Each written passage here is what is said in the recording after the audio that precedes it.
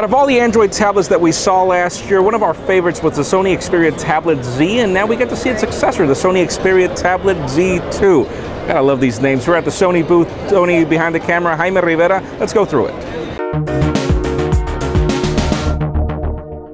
Okay, there are a lot of really cool things about this tablet, but let's be specific about the coolest parts. First of all, we've got this plastic aluminum mold on this tablet with a plastic back this time. We do not have a glass back on this tablet as we did last time, but it is just as thin, if not a little bit thinner when compared to the Tablet Z.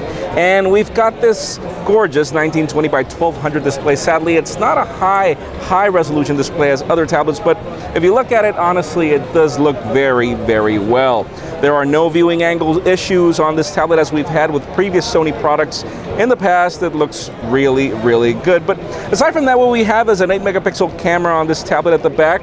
We have the same X-More-R technology aside from a 2-megapixel camera at the front.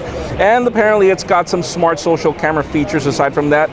Another one of the cool enhancements of this tablet is the fact that we do have front-firing speakers. Even though they do look small according to Sony, they will do a great job at work. Now there are some LTE and Wi-Fi variants for this tablet. We've got NFC, we've got an IR remote blaster here, MHL.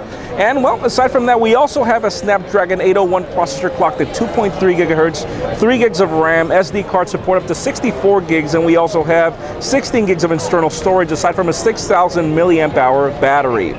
So far, I'll tell you this much, it feels just too light to feel like a tablet, but it is a gorgeous thing. We will definitely be testing it in our Pocketnow labs very soon, but I'll tell you this much, this is probably one of the best Android tablets I've seen so far. Jaime Rivera from Pocketnow.com. Tony behind the camera, we're at the Sony booth, and we've got more coverage coming up soon.